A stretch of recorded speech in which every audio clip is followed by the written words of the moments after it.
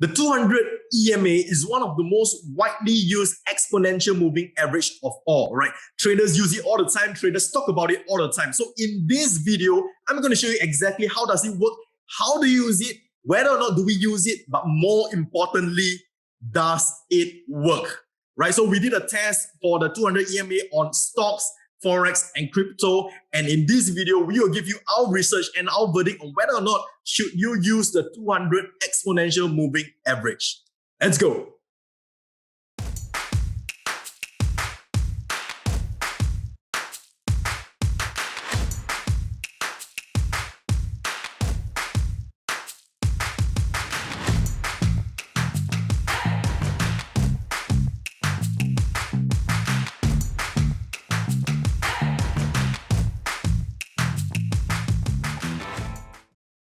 All right, so the 200 exponential moving average is something like this. If you look at the top over here, this is the 200 EMA line, and traders use it all the time to identify it as an overall trend direction, right? As a whole, the understanding of the 200 EMA is that if price is below the 200 EMA, price is overall in a downtrend, and if price is above the 200 EMA, it is in an uptrend.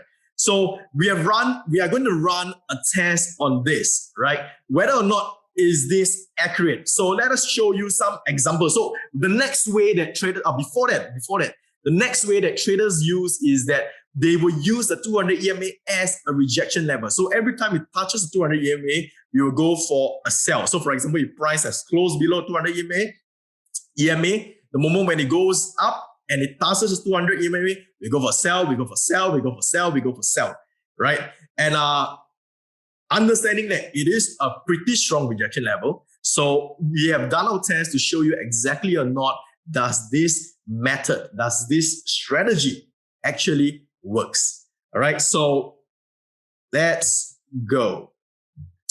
This is the 200 EMA. All right, and we place it on the stock. So we use Apple as an example. So here we can see it's so beautiful, right? Price, the Apple is in an uptrend, right? The stock is in uptrend, and price has been above the 200 EMA for the longest time, right? So that is very nice. So if you use this as a gauge, you will know that, hey, if let's say price is above the 200 EMA, the stock is likely in an uptrend, and let's go for the buy, right? And then the moment when it crosses below, the stock is in the downtrend, then that's where you want to stop buying, and probably you want to close out the trade that or the stock that you hold, right? And then that's where the stock tumbles down. So it does look good over here. Fantastic, brilliant, the typical chart that you would like to see all the time.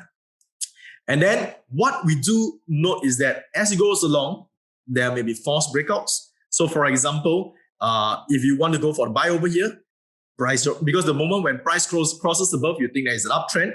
The moment when if you want to play the rejection trade, you want to go for a buy over here, price did a false breakout, you want to go for a buy over here, price did a false breakout, and then here probably did work a little bit, right? And then when market goes up, the moment when it crosses below, you want to go for sell, then you go for sell here, maybe here's a zone, you go for sell here, you go for sell here, it didn't work, it went up, so it didn't work, and then it kind of got choppy over here, right? So then the moment when it came back down, right, you go for a sell here, it didn't work, it did a false breakout as a whole, right? And then here as a buy, it did work. Here probably as a zone, yes, it did work for the buy. This is Apple. Now in Bitcoin, we did a test on crypto as well. In an overall uptrend, it is pretty nice, as you can see, pretty nice as a whole, but not a lot of rejection at this area, quite far away. There's some gaps. So the 200 EMA may not be ideal if you want to play a rejection. So you may need a closer EMA when price starts to separate out from the 200 EMA. That's where you want to have a closer EMA. Some traders use a 50 EMA. Some traders use 100 EMA.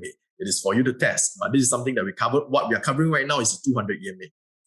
So as a whole, it did work. But if you want to identify the trend has changed, probably not too ideal, because in this scenario, the gap went quite far. You need a closer one to identify where the trend is kind of changed from here, where it went downwards, right? So at this point, it really just ignored the 200 EMA. It just went up, down, up, down, up, down. So if you want to play the crossing, if you want to play the EMA, the buying and the selling and the rejection level, it never really worked, right? Then we go for the euro dollar. The euro dollar, so all this we test on higher time frames, which makes the probability higher of it working. As you can see, rather choppy. Price didn't really touch 200 EMA. False breakout, right? Pretty much chop up and down. Here, it did work. Test. Breakthrough, it did work. This was kind of like a false breakout. Test. Pretty much work. Breakthrough, test. It worked. False breakout, didn't work. A little bit far away. At this point, not really. Right here, it's like really choppy. So as a whole, you do not know where's the exact direction because the 200 EMA is pretty much in the middle.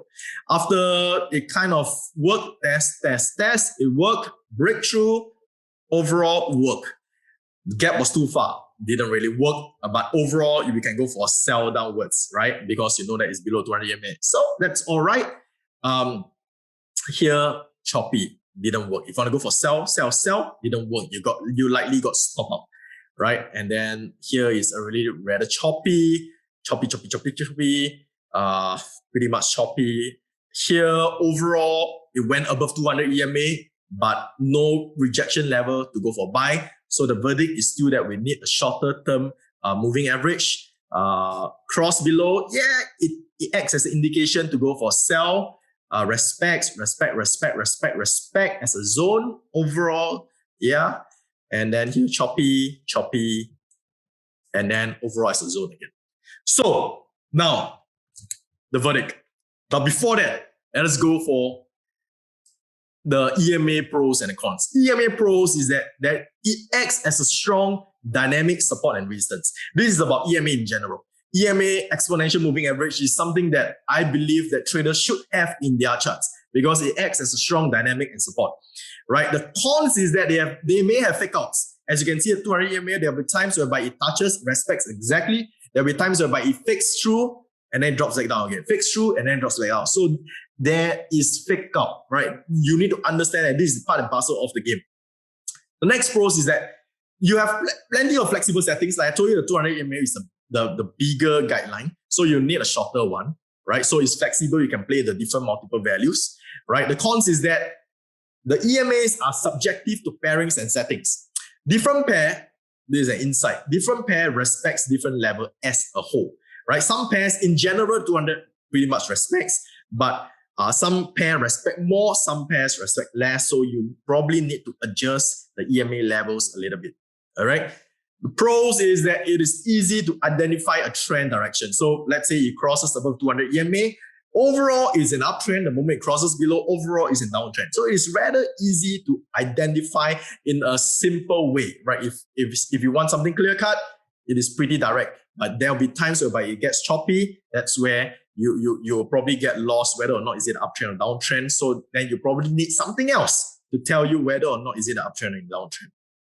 So we did the analysis, three different kind of analysis. Number one is that we test for the average number of times a false breakout occurs before a complete change in trend. So what we did is we did a test of trend. So for example, the moment when price, let's say this is the 200 EMA, the moment when price closes above the 200 EMA, this is the start of the uptrend, right? So we test from the point of the uptrend to the point whereby it closes below, it goes down. From A to B, the point goes up and the point goes down. From this distance, we test for the number of times there is a false breakout. So it went big below before going back up, the number of times there are false breakouts, and the number of times there is actually the exact rejection at the line. All right. So this is something that we did a test for. So in the euro dollar, we tested it on a higher time frame, in a daily time frame, right? In one trend, the moment when it crosses above to the time whereby it breaks below, this is one trend, right? Because if you understand that as the saying goes in the general market is that if price breaks above the moving average, the 200 moving average, exponential moving average, generally it is an uptrend. So we wanted to test this fact, right? Whether or not is it true. So in the euro dollar, in one uptrend or downtrend, that means in one trend, from the time it closes above to the time it crosses below, or the time it crosses below to the time it crosses back up, in one trend, there are 4 false breakouts, right? And 3 exact rejection. So which means that in a trend, there are 4 false breakouts. And in that same trend, there are 3 exact rejection. And the average number of candles in that one trend, we did a test, is around 400, right? So in one trend, the period was rather long. So it is around 400 bars. So if it's the daily time frame, it's more than a year or so, right? So next, in Apple, the stock, in an uptrend, there is around 1.29 false breakout and also just 1 exact rejection. In crypto, in Bitcoin, the false breakout is 0.73, right? The exact rejection is 1.64. So if you look at this overall, crypto, right? Price respects the 200 EMA more. In terms of exact rejection, there's lesser number of false rejection. So if you want to use this to the dot, the 200 EMA to the dot, whereby every time it forms a trend, you want to place a buy or a sell when it exact respecting, crypto works the best because the exact rejection is more than the false breakout. Forex didn't work that well because the exact rejection is 3, the false breakout is 4. So the exact rejection is lesser than the false breakout. Unless you have a way to identify that it is a false breakout by using this as a flat way of purely entering every time it touches the EMA, is not going to work, right? So you need more factors, for example, price action or something else, to clearly identify that it is a strong rejection level. It is likely going to be a strong rejection level. That's where you want to go for a buy or a sell, right? So that you will avoid the false breakout. For stock, it's probably around the same number of rejection to the same number of breakouts, right? The length of period in one trend, Forex for euro dollar is 400, which is a lot, which means that price, generally when price do an official break, it is big. It is a big one. So the 200 EMA as a whole, price do respect 200 EMA as a whole in terms of the trend, whether is it uptrend or downtrend, because it is a rather big gap. And stock is Apple is also 400 over, crypto 250, 246, but overall still a pretty decent number of bars, right? So our verdict is that the 200 EMA has a poor rejection to false breakout ratio if you want to use it to the dot, right? However, it is able to identify trends for a significant period because the number of trends, the number of bars is quite big, as you can see, 400 over bars, right? So, which means that you can use the 200 EMA as a guideline. I not say exactly as a guideline to identify whether it's an uptrend or a downtrend, as a guideline. But there will be times where a price is too far away from the 200 EMA, you will need a closer EMA, probably a 50, probably 100 or something else, right?